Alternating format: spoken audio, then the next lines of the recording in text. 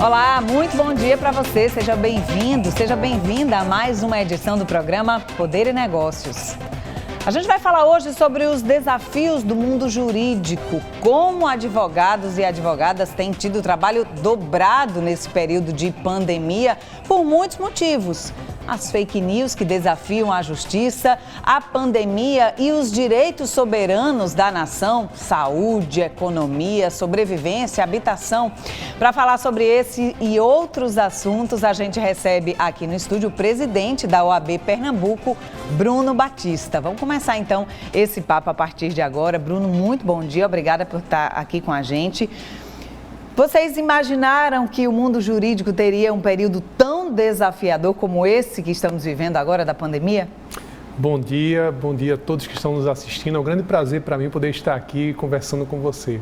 Na verdade, eu acho que esse momento de pandemia foi inesperado para todo mundo. Essas mudanças que já vinham acontecendo de forma gradativa foram aceleradas e o mundo realmente mudou totalmente durante esse mais de um ano que nós temos já de pandemia. E o mundo jurídico, a advocacia tiveram que se adaptar a esses novos tempos. Foi necessário realmente aí que a advocacia não parasse. E essa tem sido a nossa principal luta, porque batalhar pelos direitos essenciais, batalhar pela dignidade, pela vida, pela saúde, é uma das missões da advocacia. E a advocacia não pode parar num momento como esse tão desafiador. E é um momento em que o mundo jurídico tem sido questionado, né? Existe um embate muito grande em todo o país em relação às ações do jurídico. E aí eu falo aos órgãos, né? Os órgãos supremos do nosso país, digamos assim. Esses órgãos têm sido questionados, ministros têm sido questionados. É como se a lei ela não fosse mais soberana, ela fosse subjetiva. Óbvio que em determinados momentos ela depende do entendimento de quem está ali julgando. Mas mudou muito o trabalho dos advogados diante do que a opinião pública, de como a opinião pública tem visto o judiciário? Sem dúvida, a gente está vivendo em tempos muito polarizados, né? O Brasil e o mundo, mais especificamente o Brasil, está vivendo um momento extremamente polarizado. E quem exerce a advocacia, quem está no mundo jurídico, tem o dever também de ver as questões pelo lado técnico, pelo que nossa Constituição prevê, pelo que está previsto nas leis. Isso é uma obrigação do advogado, uma obrigação de todos aqueles que que exercem, né, de alguma forma o direito. O que a gente tem visto ultimamente, de forma muito bem clara, na realidade, é que não existe também vácuo de poder. Diante de determinadas atitudes do Poder Legislativo, do Poder Executivo, o Judiciário vem assumindo um papel de protagonismo. Quem imaginava que hoje tivesse na boca do povo o nome dos 11 ministros do Supremo Tribunal Federal? É verdade, muita gente os conhece hoje, né? Ninguém sabe, às vezes até é difícil quem sabe o nome dos 11 jogadores da seleção brasileira, mas do ministro do Supremo, e tem até torcida, um torce por um, torce pelo outro, não sei o quê. Então, fez com que isso se tornasse, por um lado, mais transparente, mas por outro lado, a gente vê que a opinião pública termina também influenciando as decisões do Supremo Tribunal Federal, que deveriam ser técnicas. Então, até essas mudanças, é algo que a gente está nesse mundo que a gente vive aí de rede social, nesse mundo que a gente vive de WhatsApp, até essas mudanças vêm influenciando. E o que causa assim, muita preocupação, principalmente, é a desinformação que é gerada também com isso. Se, por um lado, essa transparência, esse conhecimento do que está acontecendo é bom, por outro lado, a desinformação criada pelas fake news, pelas notícias falsas, é algo que traz assim, também uma grande preocupação. E a legislação não acompanha a velocidade das fake news, né? Enquanto muitas pessoas, como você bem disse, promovem a desinformação, pegando às vezes uma lei ou uma jurisprudência e dando versões que não existem ou colocando detalhes que contradizem aquela lei. Tem sido difícil, mais difícil o trabalho dos advogados ou talvez mais lento, né? Mais necessário um entendimento maior sobre a legislação para poder combater isso e fazer com que as pessoas que precisam ser defendidas ou empresas que precisam ser defendidas possam ter realmente o seu direito de defesa preservado? Sem dúvida, realmente a legislação não consegue acompanhar acompanhar as mudanças sociais. A gente sempre sabe que as mudanças sociais a sociedade está andando e a lei está sempre atrás, nunca acompanha ou ultrapassa. Não dá para ser o contrário. Né? Não dá realmente para ser, porque a lei ela vai refletir as mudanças sociais que vêm acontecendo, que terminam acontecendo. Então isso cria uma dificuldade adicional e a gente sabe que essas desinformações, elas são criadas principalmente com um propósito de benefício próprio ou do seu grupo. E muitas vezes a pessoa fala somente para aquele grupo, mas isso termina tomando uma proporção que não é a adequada. Quando se fala, por exemplo, em fechamento de Congresso, fechamento do Supremo Tribunal Federal, etc., está se prestando de serviço, além de ser um desserviço, é algo que contraria a nossa Constituição. Então, o trabalho tem sido, na verdade, redobrado.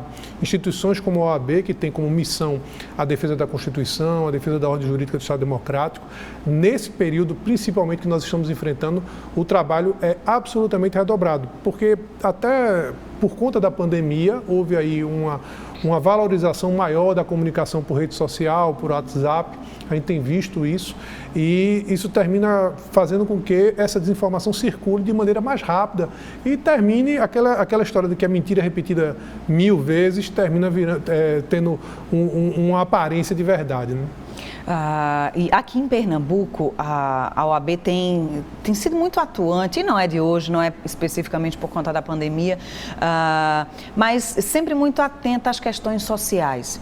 Recentemente, a gente observou a OAB participando ativamente das questões relacionadas ao transporte público aqui em Pernambuco, né? A gente sabe que aqui em Pernambuco muitas ações têm sido tomadas para tentar conter a pandemia, tentar conter as contaminações, mas no transporte público essas ações não têm surtido efeito.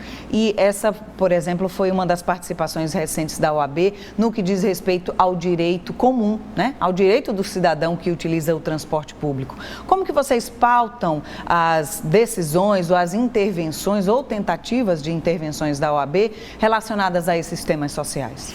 É muito importante a sua pergunta, até para que eu possa esclarecer como é que funciona isso. A OAB tem um duplo papel. Um papel que eu digo que é voltado para dentro, para a advocacia, para a defesa das prerrogativas, para o controle ético da profissão, né, as condições profissionais, e talvez isso eu diria que é a nossa prioridade, nossa pauta número 1, que é exatamente a defesa da advocacia, mas a OAB também tem um papel constitucional e legal de defesa da sociedade. É uma missão que nos é dada por lei e que a gente tem que exercer esse papel e sempre vem exercendo. Esse exemplo do transporte público é uma demonstração clara de como a OAB pode atuar nesse aspecto. Desde o início da pandemia, nós estamos acompanhando essa questão do transporte público, as medidas restritivas que são adotadas, o lockdown, etc. Nós estamos acompanhando isso o tempo todo, os gastos públicos que são realizados com relação à pandemia, criamos inclusive um observatório dos gastos públicos, e esse negócio do transporte é algo que a gente sempre vem buscando acompanhar. A nossa Comissão de Defesa do Consumidor fez um relatório, fez um parecer sobre a questão, solicitou informações ao Grande Recife Consórcio, porque a despeito de não termos, não possuirmos o conhecimento técnico com relação à pandemia sanitário, mas para qualquer cidadão fica claro que a situação do transporte público, da maneira como se encontra, da maneira como está, termina sendo uma forma de proliferação da pandemia. Então, a gente não poderia realmente ficar parado e o nosso, ao invés de fazer como por vezes se busca somente fazer um barulho, se busca somente fazer uma reclamação, uma crítica, a gente procura fazer coisas efetivas. Então, nós fizemos uma reunião pública com a presença de todos os atores, o governo, o Grande Recife Transporte, o sindicato dos funcionários, o sindicato dos empregadores, representantes das entidades civis de usuários do transporte público, o CREMEP, um grande debate para buscarmos ideias concretas. Não ficar somente na reclamação, no barulho, na queixa, mas buscar realmente soluções, sugestões concretas. E daí saíram algumas sugestões, como a utilização de 100% da frota durante os períodos de pico, o escalonamento de horários dos serviços, para que a gente possa não ter uma concentração muito grande de passageiros no mesmo horário, a criação de uma grande comissão com a sociedade civil participando também para acompanhar essa questão do transporte público, coisas concretas que nós encaminhamos aí para as autoridades competentes para que pudesse ser efetivada. De fato, é um dos órgãos que parece estar muito atento, né, aos anseios, aos direitos da população, ainda que a OAB não seja acionada, digamos assim, diretamente pela população. Não é necessário, então, esse acionamento das pessoas para que a OAB se posicione? Sim, por vezes nós atuamos assim de ofício, digamos, por iniciativa própria, mas por vezes, e para mim isso é uma demonstração da credibilidade da instituição, a própria população, mesmo não advogados, nos procuram com demandas, nos procuram com observações, nos procuram com comportamentos que acreditam que deveriam ser coibidos, que muitas vezes, porque a OAB, ela, além do próprio advogado, onde ela tem uma possibilidade de punir o advogado com devido contraditório ou ampla defesa, mas com relação a quem não é advogado, a OAB não tem nenhum poder sancionatório. Nós não podemos obrigar o Poder Judiciário a ser célere, nós não podemos obrigar o transporte a ser resolvido o problema do transporte público, não há um poder sancionatório por parte da OAB, mas a credibilidade da instituição faz com que as pessoas a procurem, e eu acho que isso é muito bom, um reflexo da credibilidade, e faz com que estimule a nossa participação, mesmo quando a gente não é convocado, mas se há interesse público envolvido, a OAB está lá participando.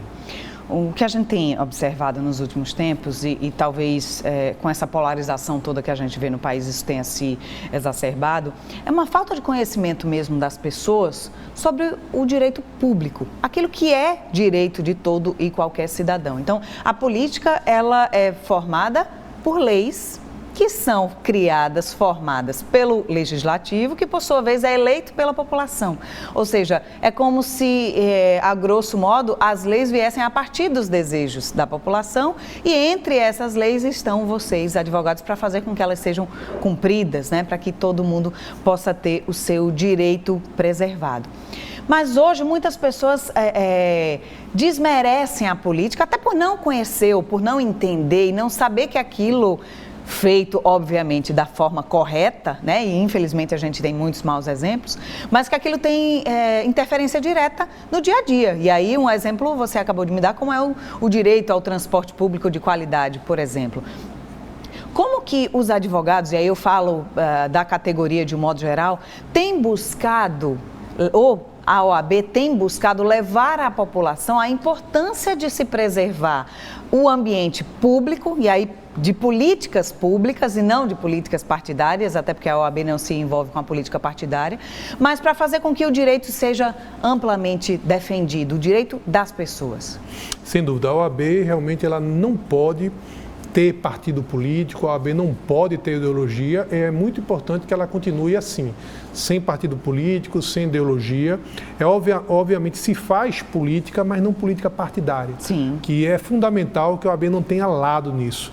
E na OAB se tem de tudo, nós temos aí 78 conselheiros, nós temos milhares de pessoas que participam no dia a dia da OAB. Que pensam diferente, Pensam diferente, e é muito importante que a gente busque convergir naqueles pontos que são comuns a todos. As eventuais divergências políticas e ideológicas devem ser deixadas de lado nesse momento e se buscar o que é principal, defesa da Constituição, da democracia, dos direitos humanos, que é o nosso papel principal. E realmente essa criminalização, essa demonização da política é muito ruim, porque a ausência de política leva à ditadura, e a ditadura eu acho que ninguém quer implantada, porque vai cercear o direito de nós falarmos o que nós achamos que é o certo, achamos que é o correto. Então é muito importante, obviamente, todos aqueles em todo lugar há maus profissionais, aqueles que não exercem aquilo com a ética, com o denodo necessário.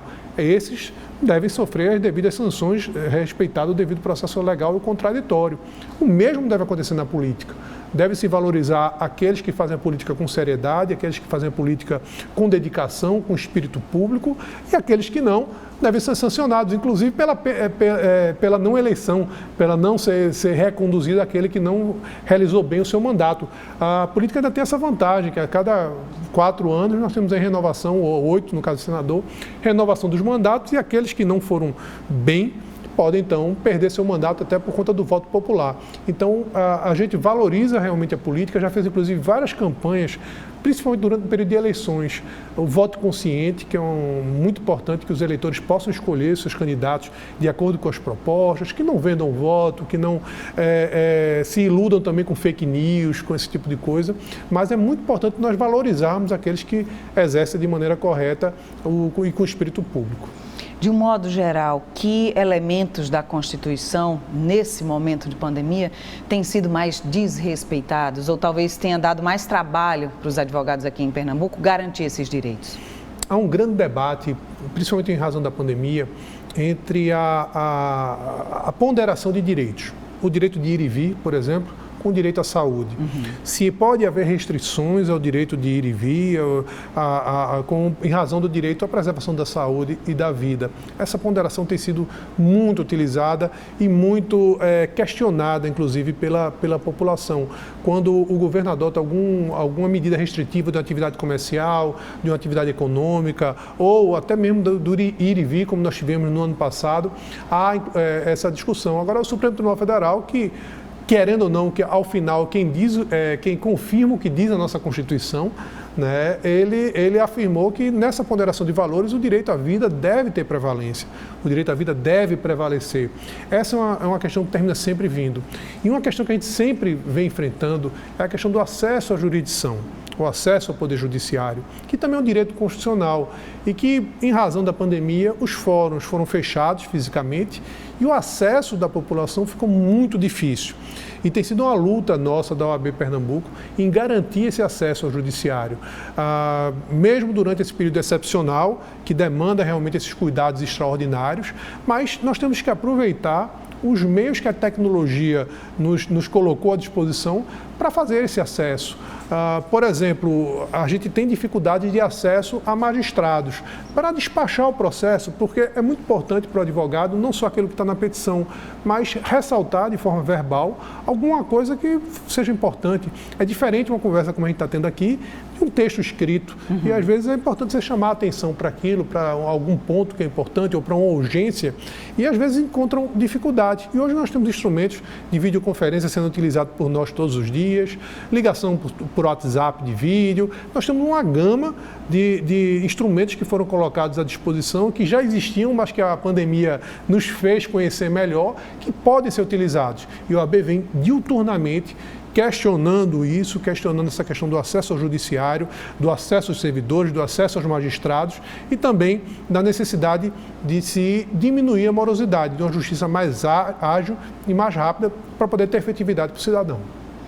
Seria interessante também a gente conversar sobre como tem sido a vida dos advogados que não têm as mesmas condições que grandes escritórios. Deve estar sendo difícil para eles trabalharem nesse período, né? Mas vamos falar sobre esse assunto depois do intervalo, tá bom? A gente vai dar uma pausa e já a gente volta com mais esse papo aqui no Poder e Negócios. Já.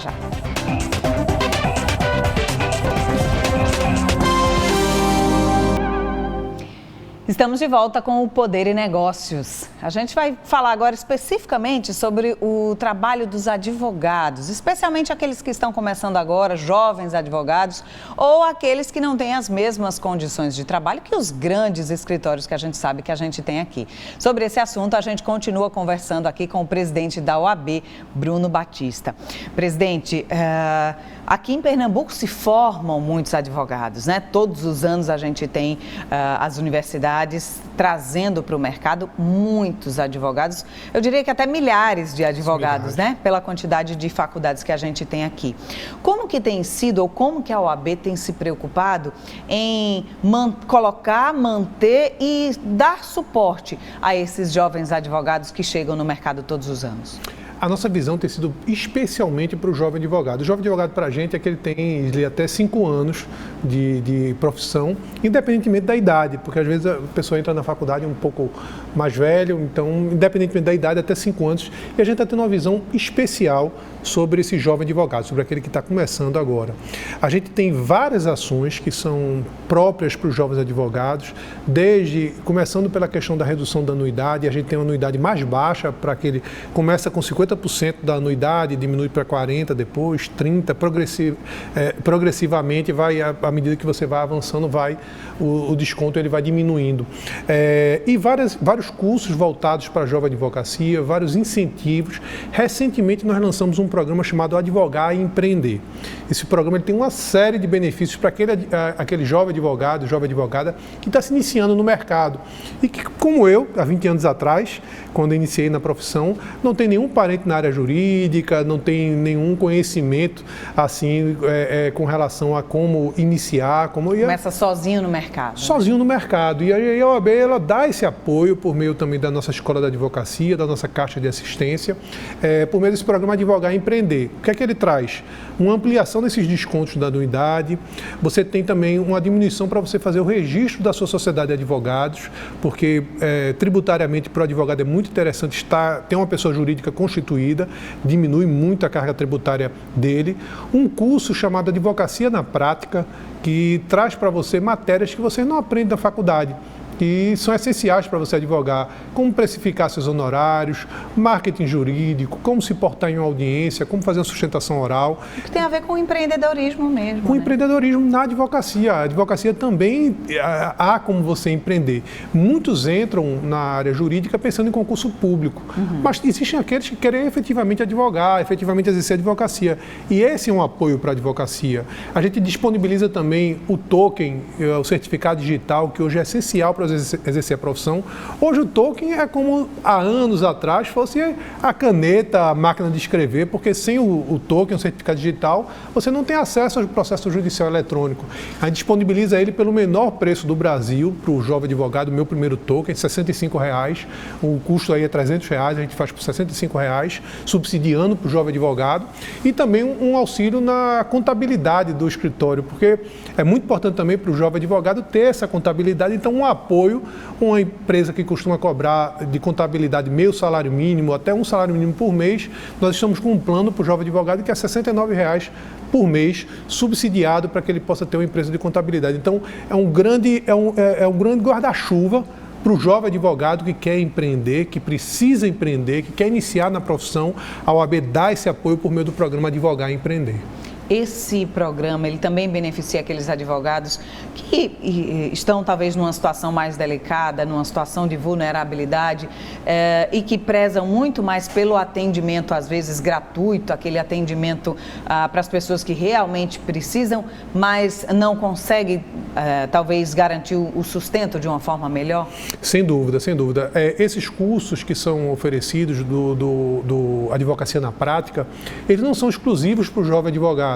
Até aquele advogado com mais de 5 anos, ele pode participar, pode também se inscrever, pode fazer parte aí desse curso para ter realmente essas matérias novas. E, por outro lado, a nossa Caixa de Assistência dos Advogados tem feito aí um grande trabalho assistencial com os advogados que realmente estão passando por dificuldades econômicas severas durante esse momento. É um momento difícil para todos. A nossa grande preocupação tem sido que a advocacia não pare. Diferentemente de outros estados, em Pernambuco, em todos os momentos, a advocacia foi garantida como uma atividade essencial. Não houve um momento sequer, não houve nenhuma forma de cercear o exercício da advocacia. Nós tivemos estados onde acesso do advogado a presídio não pôde acontecer, onde a própria advocacia não foi considerada atividade essencial, e aqui em Pernambuco, todo o tempo, a advocacia foi considerada atividade essencial.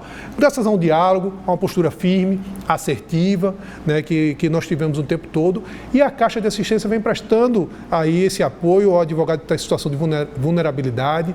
A nossa Escola da Advocacia vem dando cursos, grandes formas assim do advogado se reciclar, de buscar mais conhecimento, mais informações, e isso durante esse período de pandemia, isso aí foi ainda mais ativo e ainda mais presente no dia a dia do advogado.